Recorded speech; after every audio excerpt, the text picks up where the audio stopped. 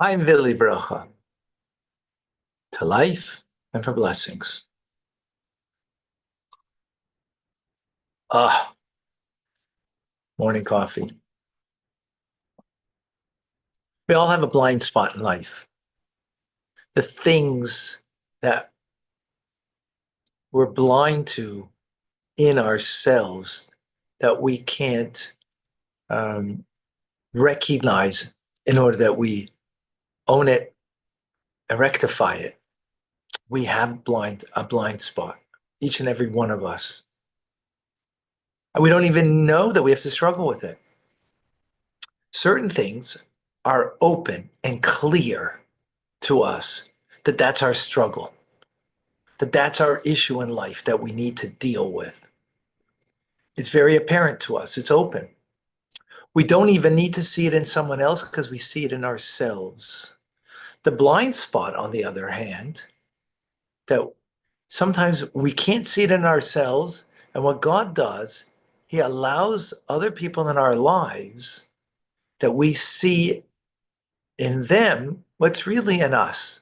So Baal Shem Tov says, when you see something in someone else, it's a mirror reflection of you. You see ill in another, that means that negativity you have in yourself in some manner, in some way, right? Doesn't mean in the same way, right? But in some way you do. I just did a reaction video about the doctor and the nurse in Australia who, you know, spoke in a very disgusting way of what they have done or they will do to Israelis, to Jews. No need to go there. I'm sure we've all seen it. And in my reaction, I said very clearly that, hey, I saw this. There's something I have to take from this on a personal level. I saw this this evil, right? And it's very obvious. It might not be maybe it's my blind spot that I have to see in something there, or maybe it's something, whatever it is, that I need to see in me. Obviously, not like that evil, but there's something in me that I have to be able to see the mirror reflection, how it is in me. Otherwise, God doesn't give us a view of someone else unless the view in that other is in order to fix that situation. We see some ill because we have to fix it. We have to fix it. Right. Now, seeing people in Australia and the ill that they, you know, espoused on social media, I don't know if there's something you could fix there. You know, not necessarily something that we can fix. Um, which then means I saw it for a reason. It's privy to me. So be able to see inside of me what is there that I have to also, eradicate. So evil needs to be eradicated. That evil begins not on the outside, but in me. I have a negative thought. I want to say something. I want to give a nasty remark back to someone who hurt me, triggered me. I bite the tongue, throw out that thought, get rid of the evil that's inside of me. That's an important lesson, right? Now, obviously, it's not in comparison to the evil of those two individuals, but it means that there's something that I'm seeing inside of me.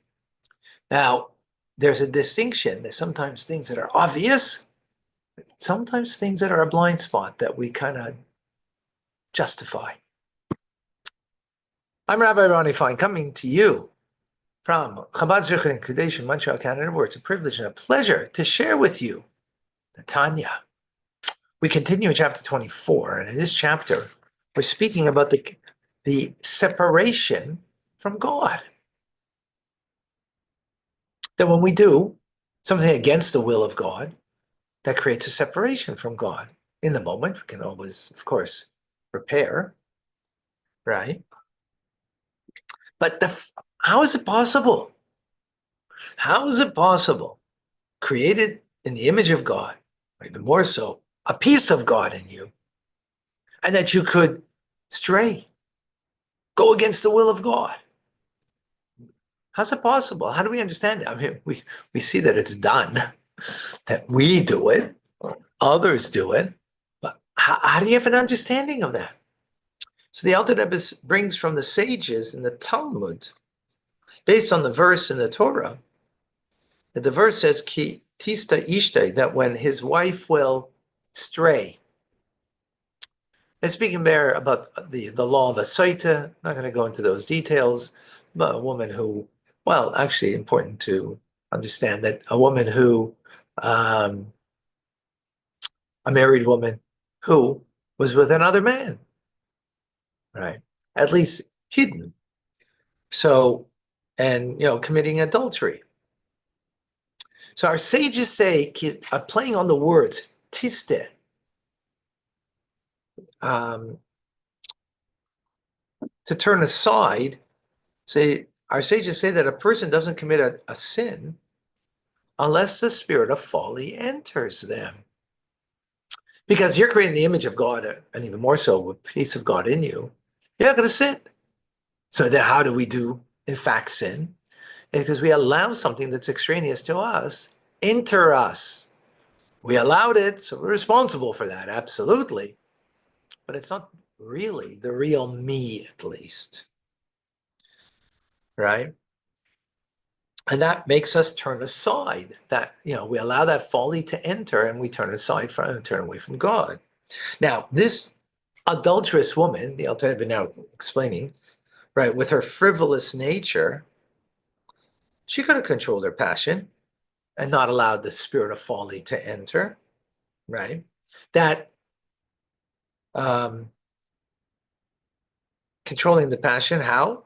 Because of the hidden love that she has for God, that yearns to cleave to God and has faith in God and the oneness of God, so much so that that same woman, that if it was a test of faith, she would martyr. She would die in martyrdom. She would die in martyrdom, this same woman, right? Why? Because she wouldn't let, because the spirit of folly wouldn't enter then. The hidden love would have give her the power to face death rather than be separated from God. So if that's the case, then surely she has the power to overcome a temptation of lust for adultery, which that suffering is much lighter, right? That sin than dying, right? So she has the power to overcome that. Now, here's where it can be a blind spot. People can make a mistake, that she'll say to herself, well, there's a difference between idolatry and adultery, right? Well, idolatry, come on. That's really, and therefore she fools herself. But that itself is fooling herself and allowing the spirit of folly to enter. Because the truth is, even a minor sin is a transgression of the divine will. And at that moment, when you do a minor sin, at that moment, you're completely separated from God, from the oneness of God. And you're getting your vitality from Sitracher, from the Klippa, from the negative force. And actually, you're worse than that negative force. It's in control of you. And with this, then we can understand what our sages say, that when a person sins, you're told that itush kadmach, that a gnat preceded you. Right? Man was created on the sixth day. Everything else was created prior to man. So even a gnat, what's unique about a gnat? That it takes but doesn't excrete.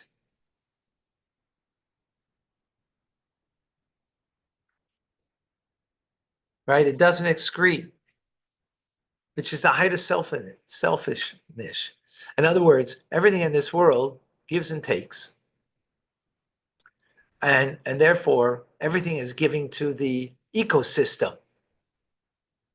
A gnat doesn't. It only takes and doesn't give.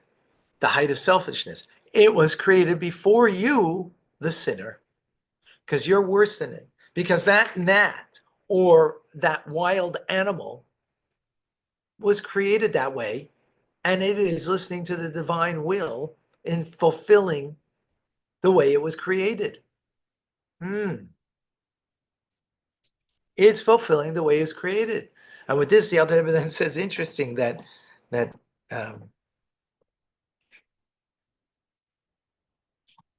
a while that the verse says in Bereshis, in Genesis, the fear and dread of you shall lie upon every beast of the earth, right? Of the earth. And our sages explain that a wild beast will never defy a human being, meaning hurt a human being. Believe that, unless he appears to be like an animal. In other words, because they sin, they're like an animal and they're worse. They're not human anymore. They don't see the appearance of humanness on them. And in fact, confronting the righteous tzaddikim, whose face is the divine image is upon them and never departs, even a wild beast is humble before them. As the Zohar explains concerning Daniel and the lion's den. The lions didn't harm him. Why? Because he was a righteous person. And a righteous person means the divine presence of God is upon the face of the individual, and therefore they're greater than even a wild animal that can't hurt them and can never hurt them. The only reason an animal can hurt us is because the divine presence is removed from our face. Right? Any sin does that. Any transgression of the will of God. It might be minor. It doesn't matter. In that moment, at least, right? We can own it, do tshuva, penitence, and fix it. But in that moment of doing it, we're worse than the animal. Because again, the animal is also from klipa and sitrach, is also from the negative force. It's not holy, right? But it is from that force of God that is at least listening to God in the sense that it's fulfilling its nature. It's not going against its nature, right? Us, though, that we have that freedom to choose. So when we choose to do something, to allow the spirit of folly to enter and to do something that's a transgression of the divine will, we're no longer aligned with the countenance and the divine power of God that's direct from him, but we're getting it through klipa sitara from a negative force. That negative force is greater than us, controls us, and we're worse than it. And we're worse than the animal in that respect, as we said, the gnat that preceded us. Whoa, is that powerful or what? So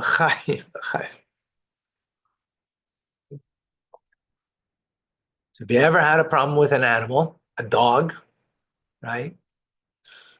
So it's only the presence of God is not upon us, right? But the righteous will never happen. There was a case last month in Zimbabwe where an 8-year-old boy was lost in an animal reserve for 5 days, and he was found unharmed. And everyone was saying, "Oh, that's a miracle," because there were so many wild animals in the area. Right. That he survived day and night, 5 days. Special boy. Any questions? How can you walk in the sunshine without casting a shadow? Is this a set up to fail?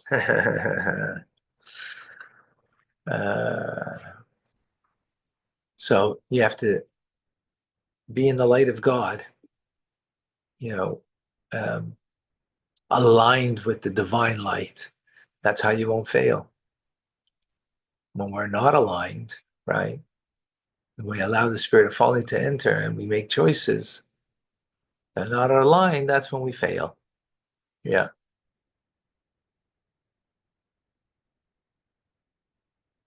Today's Tu B'Shvat, the 15th day of Shvat. Chag Ha'ilan, the holiday of the tree.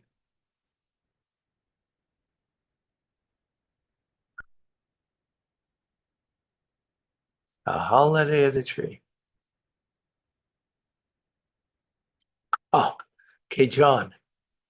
As a nation moved on mass towards Mount Sinai to hear the Ten Commandments, did they lose their free will? Uh-huh.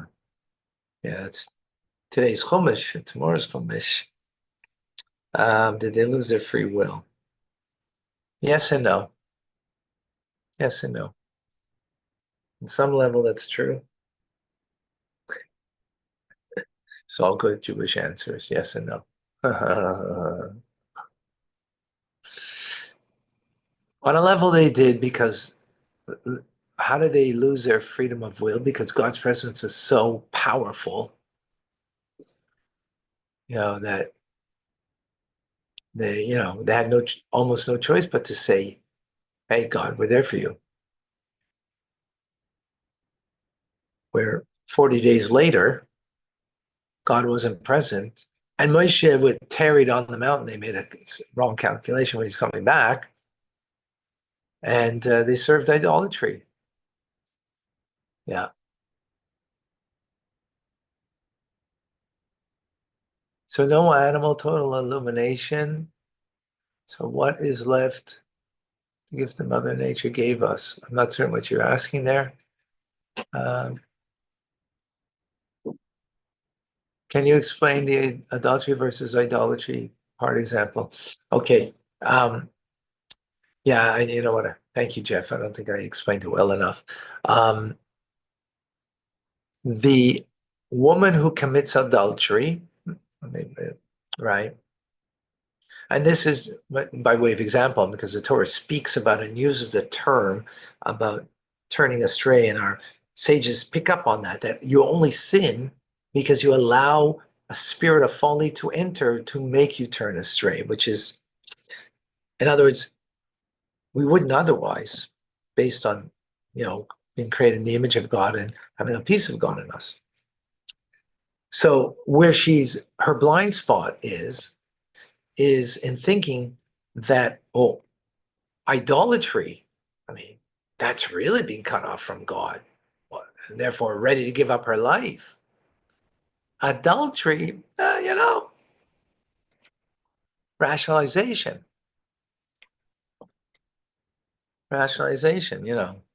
whatever that rationalization would be, um, that I'm not, it's not so bad. It's not as bad as idolatry. So when we make that kind of calculation, and this is the key, thank you for bringing it up.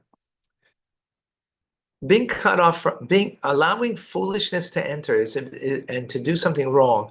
Is there a difference between something small and big? Only in the consequence. In the act itself, both are a disconnect. There's no difference. There's no difference in committing adultery, right? No difference in them. And, saying something not nice. Or let's say even thinking something not nice about a loved one. You didn't even say it to them. In the moment, they're both a disconnect. The consequence is difference between them, but not the being cut off from being connected to God. There's absolutely no difference. Yeah, our problem with this is we only live in a world of consequence, right? And that's what motivates us is consequence, unfortunately, rather than truth and reality. And the truth and reality is that if I waste time, if I have a negative thought of a loved one, that is no place for me to have, right? Not that I'm thinking something negative about a loved one in order to help them. That's not a negative thought, because that's thinking about their negativity and how can I help them through their struggle, right? That's a positive thing. Talking about a negative thought, why did he, well, son of a gun, what he thinks he is, what he said to me, and right? In that thought, you're completely disconnected from God. The vitality you get is from klipa. It's the same thing if you committed idolatry. Idolatry, the consequence is much greater, right? Consequence means what comes thereafter. But in the moment, the disconnect is disconnect. And we see that in human relations, by the way, right? You see that in spousal relationship in particular. It could be a little thing, Jeff, that you said to your loved one, to your wife. It was just a little, you didn't say it with the exact proper tone, with the same in a loving way. And it created a disconnect, right? I hope that helps you. Trisha, in entering a bad environment, the spirit of cause and enter and fall. Well, a bad environment doesn't mean you have to allow the bad environment to enter you and your mind, thought, and your thought, speech, and action, right? Now, being in such an environment is more likely it will. You still could choose, right? You could be in prison. Look what happened. They were, what's her name? Was in prison by Hamas. She came out earlier. Um, And she had this younger girl with her. No, there was not now, not now. Yeah, not now, but many months ago. And she had this other younger girl, and she felt that she was an angel there to help that girl because otherwise she would be, whoa. Can you imagine you're in such a situation, and she just felt that she was there to protect this younger one, her life. Wow. Now, you could choose what to think, what you want, right? That's pretty powerful.